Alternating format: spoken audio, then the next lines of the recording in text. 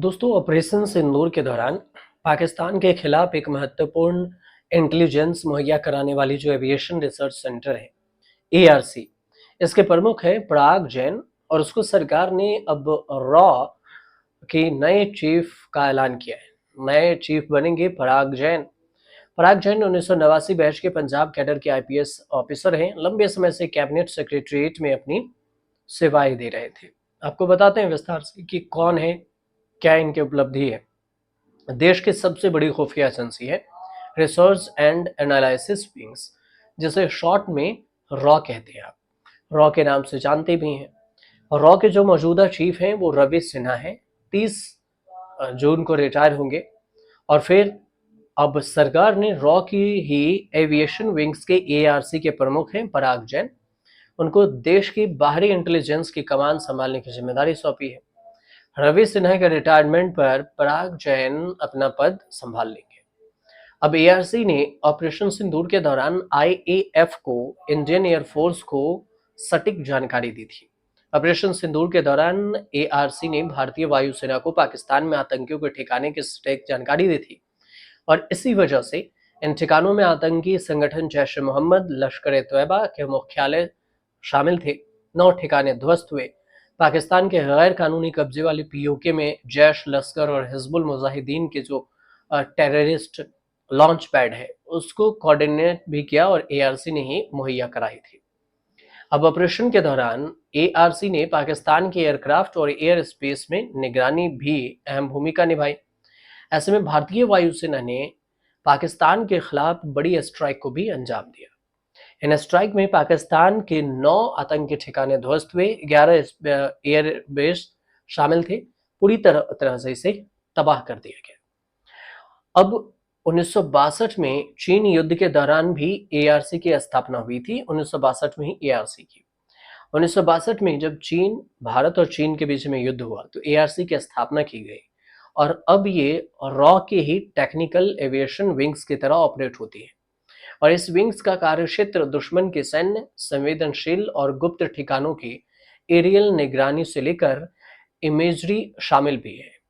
वायुसेना की तरह ही एआरसी ने खुद के लिए टोही विमान और हेलीकॉप्टर भी बनाए और है भी, और इसे काम में मदद भी करती है।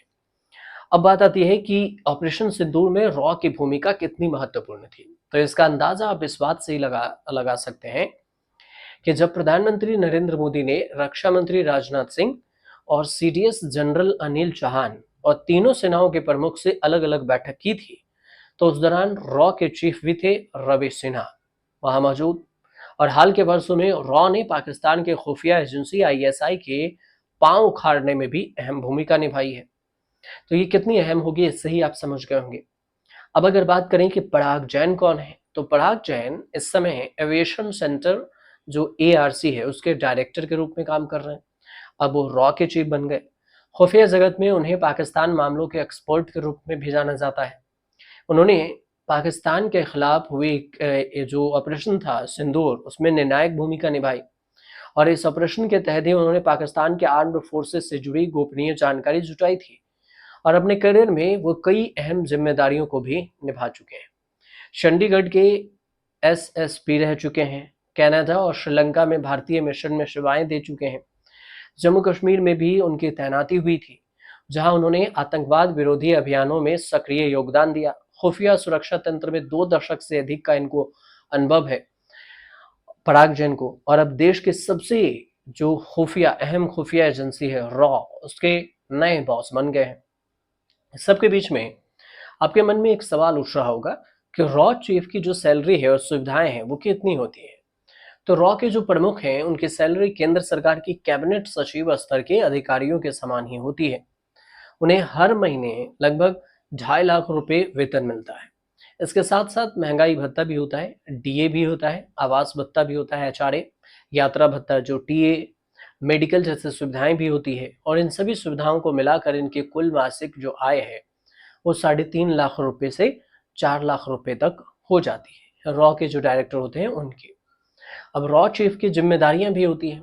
तो जिम्मेदारियों की अगर बात करें तो रॉ का चीफ देश की बाहरी खुफिया जानकारी जुटाने, विदेशी रणनीति मामलों पर नजर रखने, आतंकवाद से जुड़ी अंतर्राष्ट्रीय खतरों से निपटने की जो रणनीति है, वो उसको बनाने में काम करती है। देश की सुरक्षा नीति और गुप्त अभियानों में भी इसकी अहम भूमिका होती है। इसके अलावा अन्य देशों के साथ खुफिया आदान-प्रदान भी होता है। विदेशों में मौजूद भारतीय खुफिया नेटवर्क भी होते हैं। उसको मजबूत करना भी रॉ चीफ की ही ज़िम्मेदारी शामिल होती है। विदेश में जितने भी हमारे रॉ के एजेंट होते हैं, उनसे डायरेक्ट संपर्क भी होता है, उनसे जानकारी जुटानी भी होती है। तो ये सारी चीज़ें इनकी रिस्पॉन्सिबिलिटी होती है। तो पराग जैन अब रॉ के नए बॉस बने हैं, तो इसलिए आप ध्यान रखिए और इसे याद भी कर लीजिएगा। अगर आप स्टूडेंट हैं तो एग्जाम में भी आ सकता है। फिलहाल जानकारी अगर सही पहुंची हो तो हमारे चैनल से जरूर जुड़िए, सब्सक्राइब कीजिए, शेयर कीजिए, कमेंट जरूर कीजिए।